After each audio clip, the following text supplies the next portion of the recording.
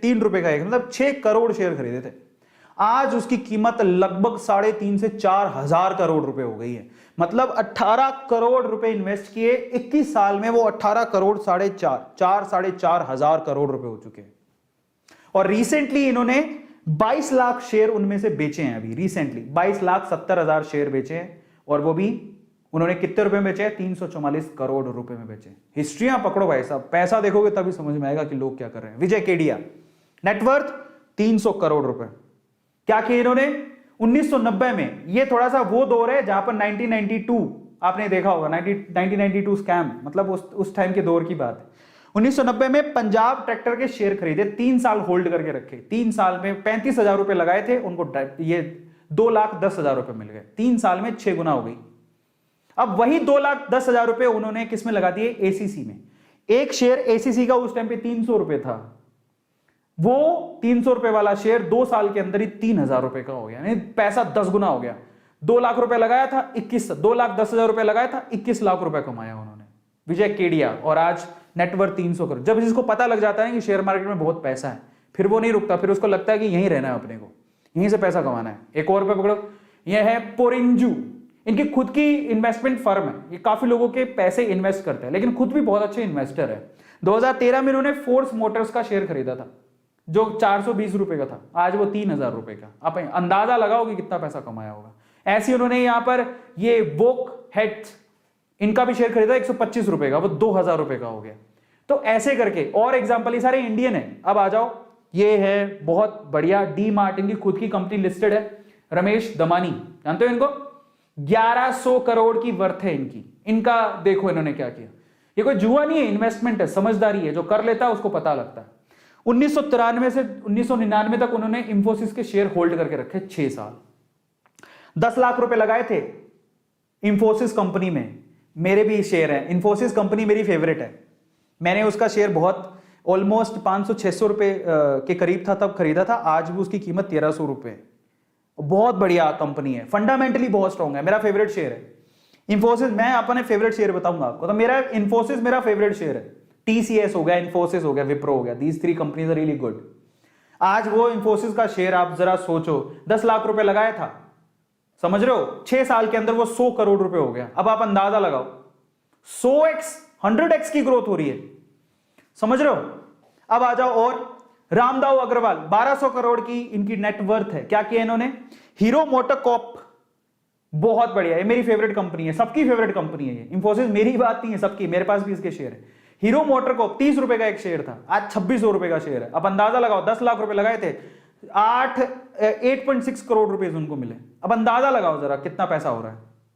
Calculation में मत जाना, पैसों पे जाना कि पैसे किस तरह से मल्टीप्लाई हो रहे हैं। 30 रुपए का शेयर 2600 रुपए का हो गया, 86x की ग्रोथ हुई 1995 से आज तक। उन्होंने होल्ड करके रखे अपने पास, दिए ही नहीं है ना। और तो फाइनली ये एग्जांपल है। और अभी मैंने सिर्फ एक एग्जांपल एक बाहर के बंदे का दिया था, वो वॉरेन बफेट, उनका एग्जांपल देना जरूरी है, वो मेंटर है, लेकिन बाकी सारे एग्जांपल इंडियंस हैं। और पता है ये इंडियंस कौन है? इनको शेयर मार्केट का पता है कि ये बहुत बड़ी सोने की खदान है। तो ये वही 2 लोगों में से एक है, स्पेशली राकेश झुनझुनवाला, समझ रहे हो? ये उन लोगों में से एक है जो कि खदान के पास खड़े, जिनको पता है कि खदान हिलेगी, सोना निकलेगा, खड़े रहो। ये वही लोग हैं, और हम लोग डर के भाग जाते हैं। और ये कोई जन्मजात अमीर नहीं थे, समझ लेना इस चीज को। तो मैंने आपको एग्जांपल दिए। तो फाइनली ये रिस्की नहीं है भाई साहब, रिस्की नहीं है, इसके लिए रिसर्च की जरूरत है। तो क्या चीजों की जरूरत है, चलो इसके बारे में बात कर लेते हैं। सबसे पहले तो मेजर स्टॉक एक्सचेंज इंडिया में थोड़ी बहुत इसका अंदाजा होना चाहिए आपको। बीएसई, बहुत बढ़िया, बीएसई बॉम्बे स्टॉक एक्सचेंज, सब जानते हैं। जो भी शेयर्स लिस्टेड है वो यहां पर है। ऑलमोस्ट 50 मेजर कंपनियों के शेयर्स यहां पर लिस्टेड है। यहां पर आप इन कंपनियों में, बीएसई की कंपनियों में पैसा लगाते हो। एक तो पता होना चाहिए बॉम्बे स्टॉक एक्सचेंज। मेरी फेवरेट है एनएससी, और बहुत लोगों की फेवरेट है एनएससी। मैं बीएसई एनएससी दोनों में लगाता हूं, लेकिन एनएससी में ज्यादा लगाता हूं। एनएससी में टोटल 30 आपको कंपनीज मिलेंगी। एनएससी बहुत, नेशनल स्टॉक एक्सचेंज बोलते हैं एनएस, ठीक है, नेशनल स्टॉक एक्सचेंज। निफ्टी 50, इनमें 50 कंपनियां, इनमें 30 है, तो इनमें 50 कंपनियां होती है, और ये मेरी फेवरेट है, ठीक है। तो ये निफ्टी, मैं ज्यादातर इसी में पैसा लगाता हूं, लेकिन ज्यादातर लोग बीएसई में पैसा लगाते हैं। दोनों ही हमारे शेयर मार्केट है, इंडिया के शेयर मार्केट है, आप किसी में पैसा लगाओ। बहुत सारी कंपनियां जो दोनों में लिस्टेड है, और उनकी प्राइसिंग भी ऑलमोस्ट सेम ही रहती है, ठीक है। तो बीएसई और एनएसई, अच्छा आप टाइप ऑफ किस तरह से आप लोग यहां पर ट्रेड करते हो जरा उसके बारे में समझ लेते हैं, ये भी समझना जरूरी है। तो होता क्या है, जब आप डीमेट अकाउंट खोल लेते हो, वो मैं आपको बताऊंगा कि कैसे खोलना है। इन दैट केस दो तरह से आप पैसा लगाते हो। एक ऐसे लोग हैं जो कि सुबह मार्केट खुलेगा, किसी एक शेयर को पकड़ेंगे जहां पे उनकी रिसर्च होती है, उसमें वो पैसा लगा देते हैं, शाम को आते आते वो पैसा अपना निकाल लेते हैं, चाहे प्रॉफिट हो चाहे लॉस हो। सिंपल, उसको बोलते हैं क्या, डे ट्रेडिंग। इसको बोलते हैं इंट्रा डे ट्रेडिंग। एक ही दिन में पैसा लगाया, शाम होते होते पैसा निकाल लिया, अपने आप ऑटोमेटिकली इंट्राडे में निकल जाता है, आपके अकाउंट में आ जाएगा। प्रॉफिट होगा लॉस होगा वो ऑटोमेटिकली वहां से डिड्यूस हो जाता है। इसको इंट्राडे ट्रेडिंग बोलते हैं। और मैं आप लोगों को बोलूंगा कि हमें रिटेलर्स को इंट्राडे करने की कोई जरूरत ही नहीं है। नो इंट्राडे, वो ट्रेडिंग है, वो इन्वेस्टमेंट नहीं है। मैं आपको क्या सिखा रहा हूं, इन्वेस्टमेंट। तो अगर आपको इन्वेस्टमेंट करनी है, आप कभी भी इंट्राडे ट्रेडिंग मत करो, कोई फायदा नहीं है, लीव इट। हमको वो नहीं बनना है, ट्रेडर नहीं बनना है, हमको इन्वेस्टर बनना है, समझो। वॉरेन बफेट इन्वेस्टर है, ट्रेडर नहीं है। वॉरेन बफेट ऐसा नहीं करते कि आज मैं सुबह पैसा लगाऊंगा शाम को निकाल लूंगा, ऐसा नहीं करते। वॉरेन बफेट के सिंपल से रूल है जो मुझे बड़े अच्छे लगते हैं। 4 सिंपल सी बातें बोलते हैं। देखो, या तो पैसा लगाओ मत, लगाओ तो पूरे से अच्छे से स्टडी कर लो कंपनी की, पूरा विश्वास हो, उसके बाद जब आप पैसा लगा रहे हो तो फिर आंखें बंद कर लो पैसा लगाने के बाद। वॉरेन बफेट सिंपल सी बात बोलते हैं, पैसा लगाओ तो लॉन्ग टर्म के लिए लगाओ, नहीं तो मत लगाओ, एक सेकंड के लिए भी मत लगाओ। और आपको विश्वास हो तभी लगाओ कंपनी में, पूरे अच्छे से रिसर्च कर लो, लॉन्ग टर्म के लिए पैसा लगाओ, पैसा तभी निकालो। वॉरेन बफेट क्या कहते हैं, पैसा तभी निकालो जब आपको भरसक बेहद जरूरत है, अदरवाइज पड़ा रहने दो स्टॉक के अंदर, आपका पैसा 100% बढ़ेगा। इतने से सिंपल से रूल हमें समझ में आ गए। क्या कहते हैं वॉरेन बफेट, नंबर 1, पैसा लगाना है तो लॉन्ग टर्म के लिए लगाओ, इंट्राडे नहीं। एक सेकंड के लिए भी पैसा मत रखना अगर आपको कंपनी पे विश्वास नहीं है तो। और अगर कंपनी या कंपनी के फंडामेंटल पे विश्वास है तो पैसा लगाओ और उसको लॉन्ग टर्म के लिए रखो। और तब तक पैसा मत निकालना जब तक आपको जरूरत ना हो, भरसक जरूरत हो तभी पैसा निकालो।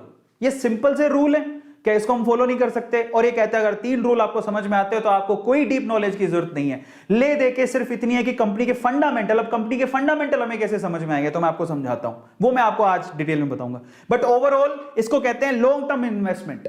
लंबे टाइम तक अगर आप इन्वेस्ट करते हो, इसमें कोई रिस्क नहीं होता, लो रिस्क होता है। इंट्राडे में हाई रिस्क होता है, जबकि लॉन्ग टर्म इन्वेस्टमेंट में लो रिस्क होता है। आपके पैसे कहीं ना कहीं से निकल के आ जाएंगे, प्रॉफिट भी कमा लोगे, हो सकता है आप करोड़पति बन जाओ। समझ में आता है? तो चलो मैं आपको कुछ फंडामेंटल रूल्स और सिखाता हूं, ये ना आपको शेयर को समझने में मदद करेंगे, क्योंकि अभी मैं आपको शेयर भी बताऊंगा, जो अच्छे शेयर्स हैं, मेरे शेयर्स हैं, किस तरह के शेयर्स होते हैं वो बताऊंगा। लेकिन उससे पहले वॉरेन बफेट के और बाकी लोग जो बोलते हैं उनके प्रिंसिपल समझो, शेयर को समझने के तरीके हैं। आप हर एक शेयर को गूगल पे जाके लिखोगे ना, उसकी डिटेल आ जाएगी। तो उस डिटेल में वो क्या चेक करना होता है, सबसे पहले किसी भी शेयर को अगर आप सर्च करते हो, जैसे मान लो मेरा फेवरेट शेयर है, मैंने अभी आप थोड़ी देर पहले बताया, इंफोसिस। मैं लिखूंगा गूगल पे इंफोसिस की जब हिस्ट्री निकल के आएगी तो उसके बारे में सबसे पहली जो चीज मुझे चेक करनी है वो क्या चेक करनी है, वॉरेन बफेट कहते हैं सबसे पहले आप क्या करो, अच्छे से उसका रिसर्च करो कि वो कंपनी फंडामेंटली कितनी स्ट्रॉन्ग है। सबसे पहले आपको उसका ROE देखना है। ROE क्या होता है? Return on equity. इक्विटी का मतलब होता है शेयर। जब आप शेयर खरीद रहे हो तो आपको रिटर्न कितना मिलेगा, और ऑब्वियसली आप क्या चाहोगे, रिटर्न तो अच्छा होना चाहिए, मजा आएगा तभी। तो ROE जब भी आप देखोगे, जैसे मान लो आप गूगल पे सर्च करो ROE of Infosys, ROE of Hindustan Lever, या ये UE, हिंदुस्तान लीवर आपके घरों में जो प्रोडक्ट होते हैं FMCG product, ROE of Hero MotoCorp, आपको तुरंत बता देगा। जिसकी ROE हाई हो वो शेयर अच्छा है, जिसकी रिटर्न ऑन इन्वेस्टमेंट हाई हो वो डेटा आपको तुरंत पता लग जाएगा, वो दिमाग भी नहीं लगाना, ना कैलकुलेशन करनी है, सिंपल सी बात। जिसकी शेयर की ROE हाई हो वो शेयर अच्छा है, क्योंकि वो रिटर्न अच्छा देगा। तो ROE मस्ट बी हाई, फर्क नहीं पड़ता उसका फॉर्मूला क्या है, हमें क्या लेना। जब डेटा गूगल ही दे रहा है तो कंपनी की शीट निकालो, कंपनी की वेबसाइट पे चला जाओ, वहां पे भी मिल जाएगा। तो पहली चीज बोलते हैं कि ROE अच्छा होना चाहिए। दूसरी चीज पर आ जाओ, उसके बाद क्या है, डेट टू इक्विटी रेशो। ठीक है, डेट टू इक्विटी रेशो भी देखना होता है। अब डेट का मतलब होता है उधार, हर इक्विटी पे उधार कितनी है। तो आप क्या चाहोगे कि जिस कंपनी में आप पैसा लगा रहे हो उसके ऊपर उधार अगर ज्यादा है तो वो तो बर्बाद है, वो तो उधार ले रखी है, क्या पैसा लगाऊं। तू मेरा पैसा लेगा तो उधार चुकाने लग जाएगा, कल को तेरा कुछ हुआ नहीं, मेरे तो पैसे बर्बाद हो जाएंगे। तो आपको क्या चाहिए कि कंपनी की जो debt to ratio, debt to equity ratio है वो कम होनी चाहिए।